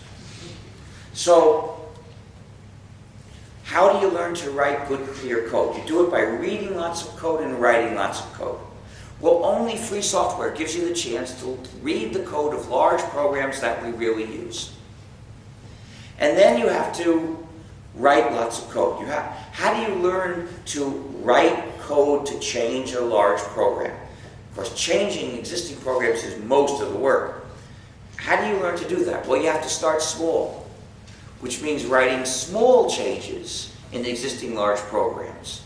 Working on small programs, you don't even begin to see these challenges. But only free software gives you the chance to write changes in large programs we really use. Any school can offer students the chance to learn to be good programmers, but only if they are free software schools. But there's an even deeper reason for moral education, education in citizenship. Schools have to do more than teach facts and skills. They have to teach the spirit of goodwill. They have to teach the habit of cooperating and helping other people. So every class must have this rule. Students, if you bring software to class, you may not keep it for yourself. You must share it with the rest of the class. And that includes the source code, in case someone even wants to learn how it works. Because this class is a place where we share our knowledge. So bringing a proprietary program to class is not permitted. To set a good example, the school must follow its own rule. It must bring only free software to class and share copies with everyone in the class. If you are connected with a school, if you are a student or a teacher or an employee or a parent, it's your duty to campaign and push for that school to stop teaching proprietary software and move to freedom. And in this process, it's important to bring the issue up publicly as an ethical issue, because that's the way you look for more supporters, more allies.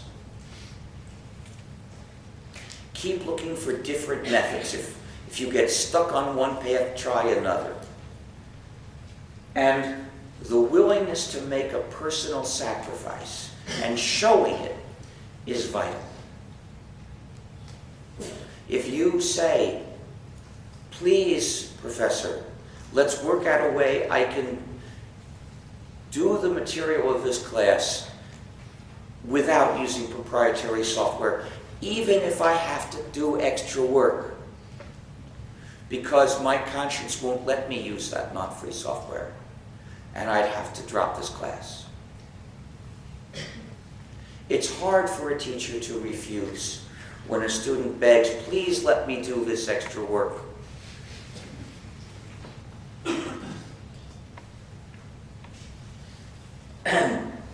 So, for more information about free software, look at gnu.org.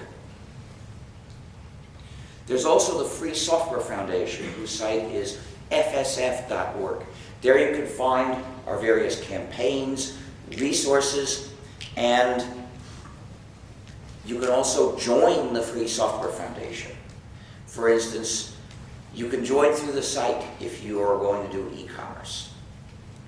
You can also join right here if you want to pay your dues in cash.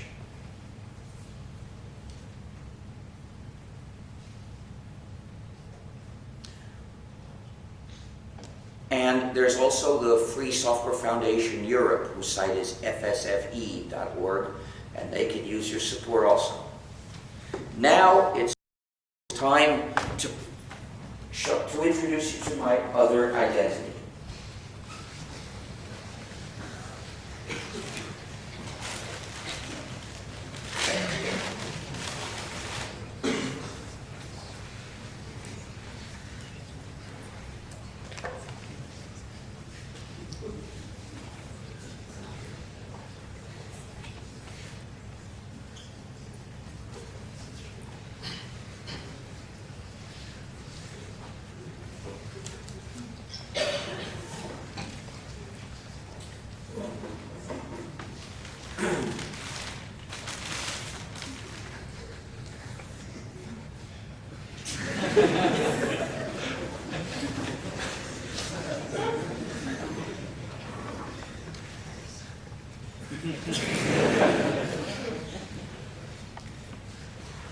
I am Saint Ignatius of the Church of Emacs.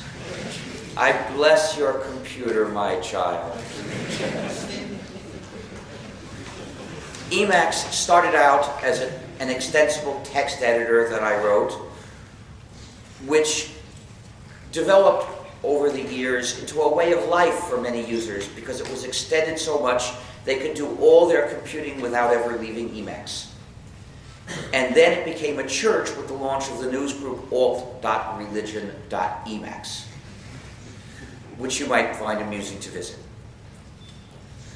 In the Church of Emacs today, we have no services, only software. We have a great schism between several rival versions of Emacs. And we also have saints, but fortunately no gods. Instead of gods, we adore the one true editor, Emacs. To be a member of the Church of Emacs, you must pronounce the confession of the faith. You must say, there is no system but GNU, and Linux is one of its kernels. Then, if you become a real expert, you can celebrate that with our ceremony, the Fubar Mitzvah, in which you chant part of our sacred scriptures, that is to say, the system source code.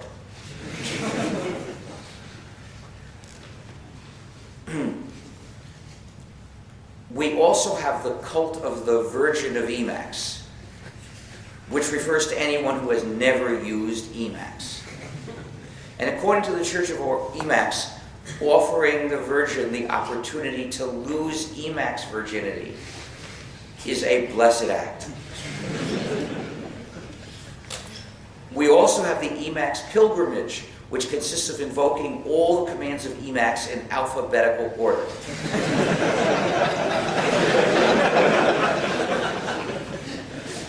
There is a Tibetan sect which holds that it's sufficient to execute them automatically under the control of a script.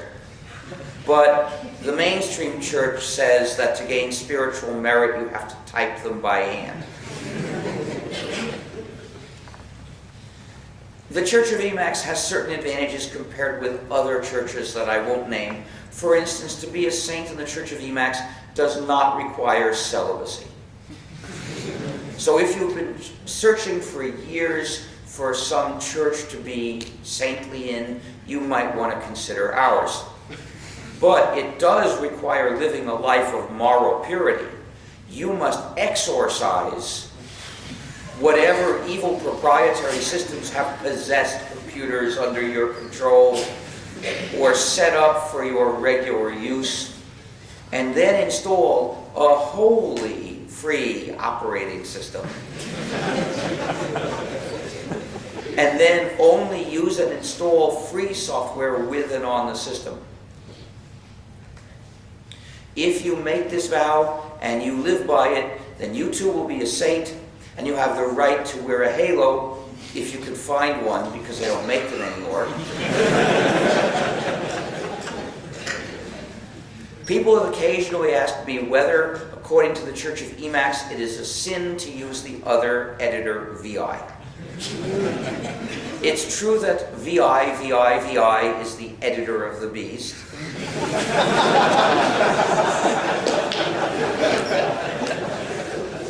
But using a free implementation of VI is not a sin, it's a penance. Some have asked whether my Halo is really an old computer disk. This is no computer disk, this is my Halo.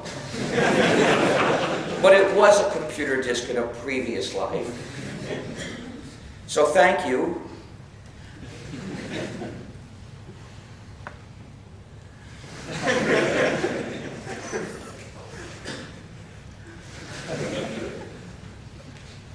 Now it's it's time for the auction.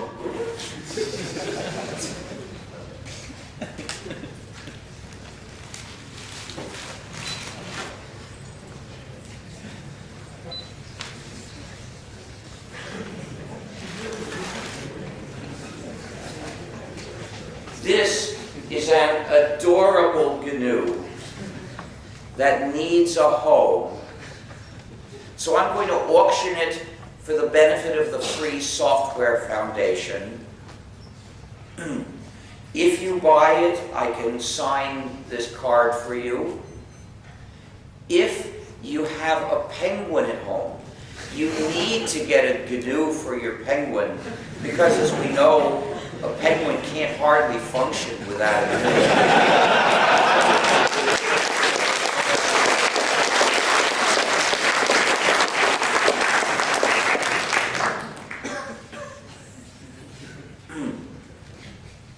The FSF can accept payment either in cash or with a credit card if it can make international phone purchases. And there would be time for you to go to a bank machine anyway, because I can't sell anything in here, so I'll have to wait to the end and go outside and sell it to you. When you bid, please wave your arm and shout the amount you're bidding, because you want me to hear you. So I'm going to start with approximately its normal price, which is 20 euros. Do I get 20 euros? How much? 25. I've got 25 euros. Do I get 30? I've got 30. Do I get 35? How much? 40. I've got 40. Do I get 45? I've got 40. Do I get 45? Do I, how much? 45 if you sign one of my friend's emails to you. I don't understand. I'm afraid not if a friend of mine's email to you, you could sign that as well. I'm afraid I'd have to see what it says before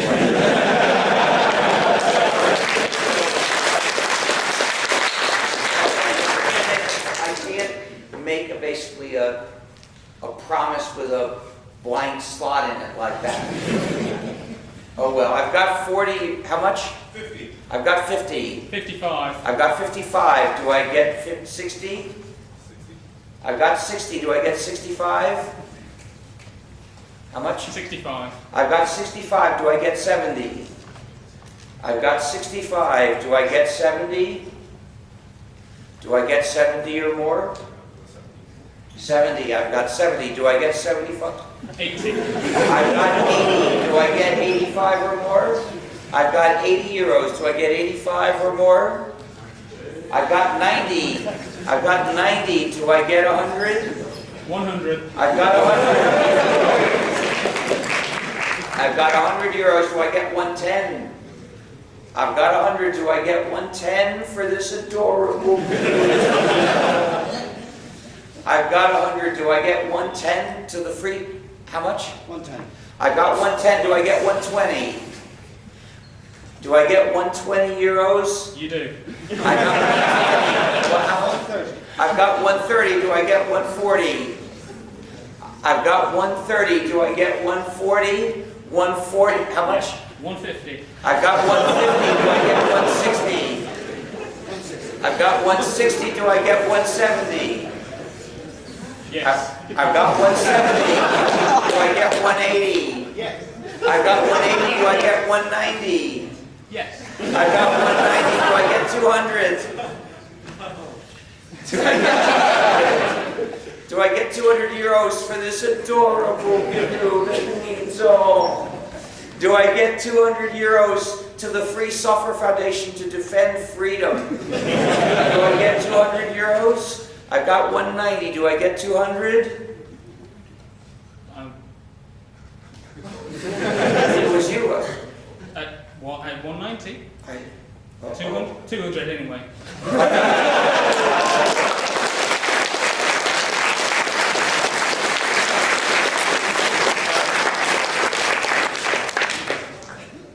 Do I get 220? Do I get 220 for for this adorable GNU. So, do I get 220 to the Free Software Foundation to defend freedom? Last chance to bid 220 or more. Last chance. Going. Gone for 200.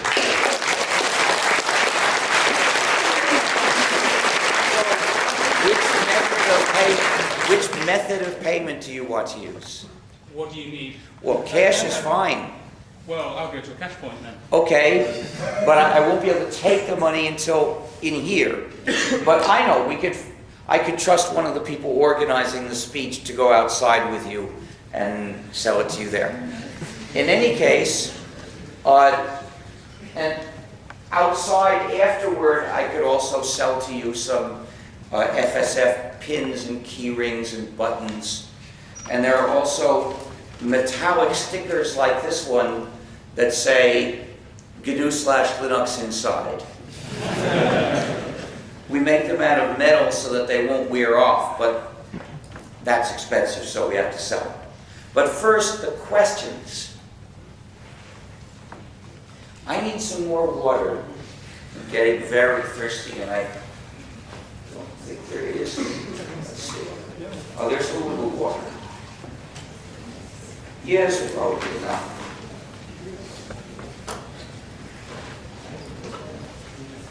So, I'm hard of hearing, so you need to speak loud and slowly and pronounce every consonant carefully. Do you think that the world of open source and the world of free software will ever be conciled or joined together? Well, they're the same world. It's one community. It's the free software community. We built it starting in the 1980s. But there are people in it with different political views. Now, what can you do? As long as we have a free society, people have a right to have different political views. And the only thing that will make, the only way that this disagreement will ever go away is if at least one of those camps disappears. But fortunately, disagreeing doesn't stop us from working together in practical activities, and we always have been working together in practical activities. In the GNU project, we don't ask people their political views before we accept their contributions of code. NVIDIA is probably one of the biggest binary blobs that you can get on the Linux system today. Well, there is no Linux system. There is no Linux system. Linux system. Apologies. And our Torvald said recently that he literally shouted "F you Linux" or "F NVIDIA." Well, I'm glad he agrees with me on one point. But note that reverse engineering has made great progress with NVIDIA, but it hasn't got all the way. Apparently there are some new cards that aren't supported. No, I'm not sure actually. Sorry, I was confused. CUDA cards are not supported, I don't think. Yeah, so 680 series or something. So it's important to do more reverse engineering. Do you think it's very... The paradoxical thing is, ATI mostly cooperates, but there is one part which is a blob. So that's another place where we need reverse engineering. It's sort of a shame, since ATI mostly tries to cooperate, that in fact, currently though, we can't use ATI cards because they require that blob, whereas we can use NVIDIA cards, not the latest ones, but the older ones, we can use. So if it's a matter of which company would we criticize more, it's NVIDIA. But if it's a matter of which card can you have freedom with, it's the older NVIDIA cards. Thank you. Richard, thanks for the talk tonight, and to a less technical question, and more to the younger people here than to the elders like myself. But kids like here, have entered into this world is going to further themselves. And I careers. can't hear you. Kids like this here have entered into this world to have careers in computing. So what? So I'm going to say, like, they can't really live on boiled water and selling cookies. Sorry, if a job is doing evil, then it is unethical to do it. You can't excuse making the world bad just because that way you'll get money. I mean, that would excuse the corrupt politicians too, and the robbers on the street. Excuse me, I'm not saying that. What I'm saying is that what's the alternative for these younger people here? I don't know, maybe it's being unemployed like everyone else. I mean, I'm serious. I don't think you are being serious. No, I am. I'm making the point that I don't have to come up with an alternative. If I show that a certain activity is harmful to society, that means you shouldn't do it. Now, what's your alternative? Well, there are thousands of different kinds of jobs in society. Why ask me to suggest one? But the fact is,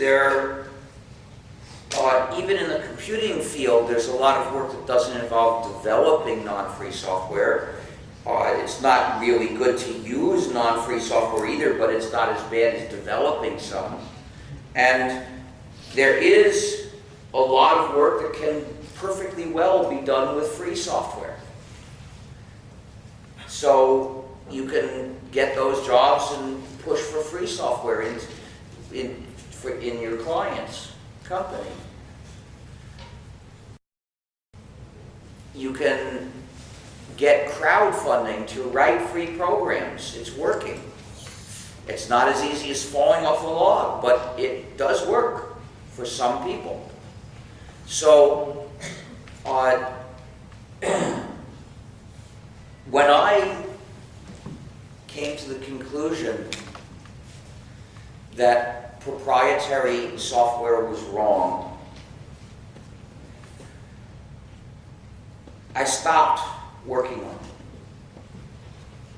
And I decided any software I develop is going to be free, or I won't write it.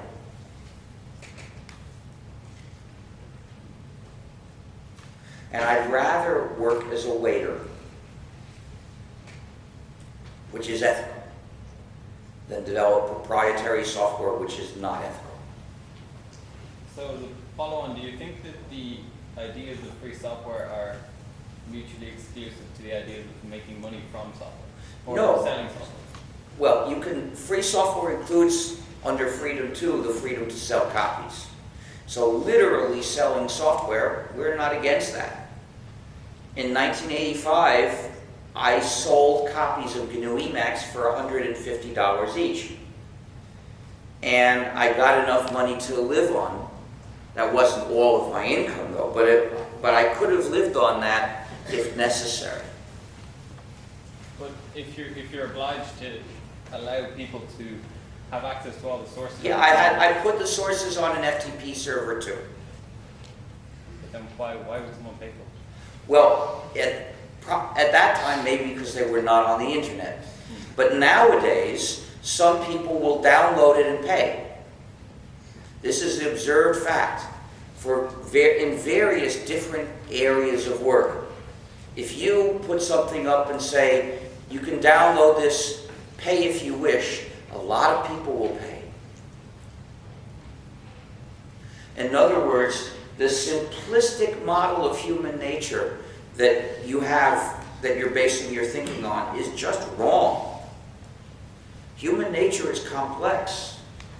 So don't listen to those people who come up with a simplistic idea, humans only want this.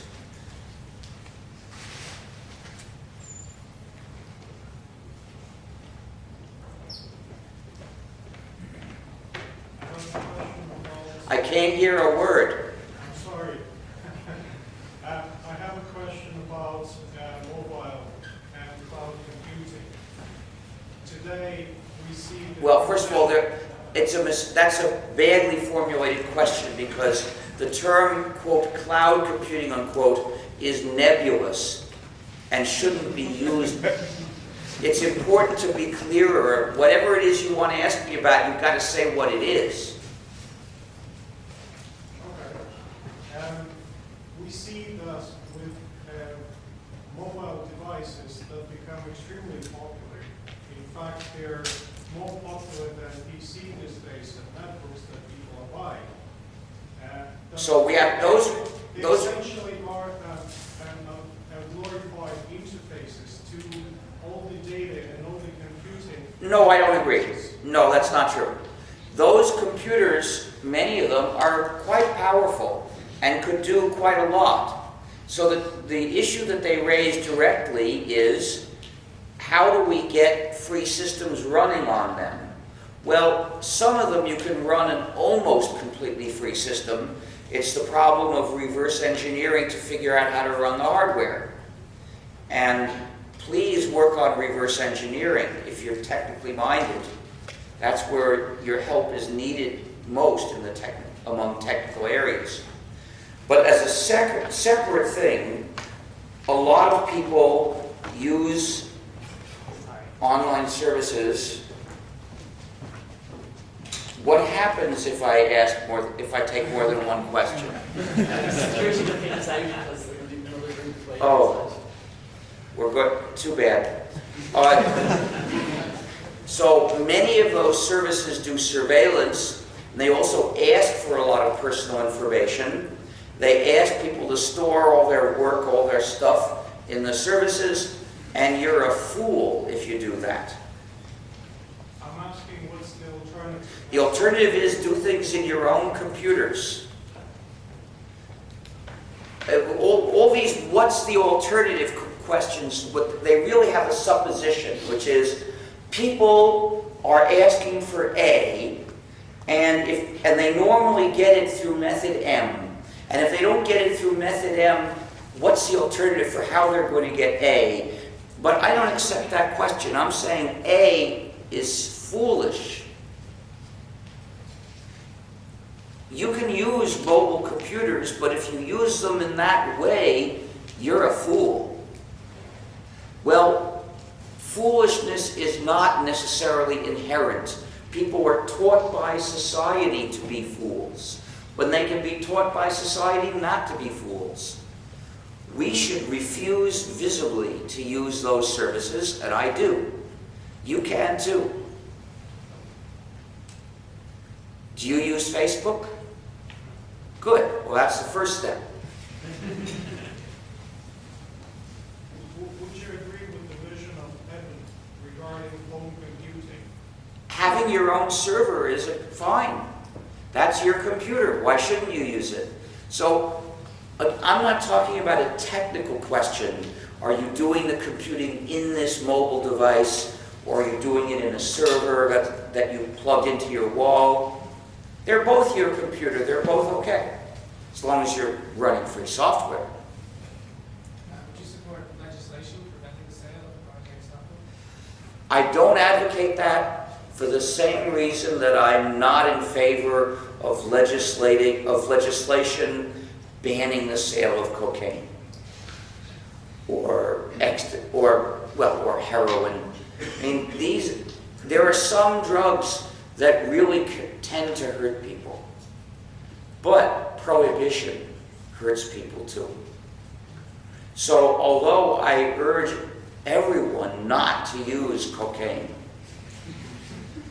I am against the laws that prohibit cocaine. I don't propose to legally ban proprietary software under today's circumstances. Maybe someday we'll see circumstances where such a ban could be enacted without making millions of people want to disobey it, and then it might be okay. I don't know if we'll see that.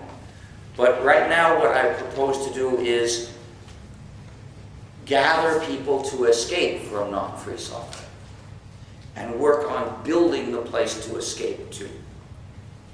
Well, I'm told we have to leave now, which is too bad because I'd answer more questions.